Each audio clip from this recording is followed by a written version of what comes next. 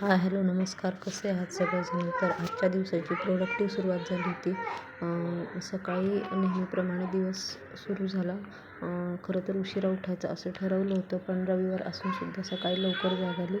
मग म्हटलं जाग आलीच आहे तर उठूया.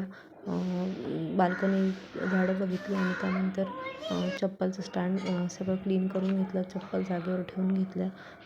दिसायला छान दिसत होतं. त्यानंतर आज नाश्त्यासाठी होता रवा उत्तप्पा. मुलींसाठी रव्याचा उत्तप्पा बनवला आणि त्यासाठी वेगळी काही चटणी वगैरे केली नाही. सॉससोबतच तो सर्व केला. त्यानंतर इथे डब्यातले ड्रायफ्रूट्स सगळे संपले होते, तर ड्रायफ्रूट्स घेऊन एकत्र सगळे घातले म्हणजे मुलींना खायला ते बरे पडतात.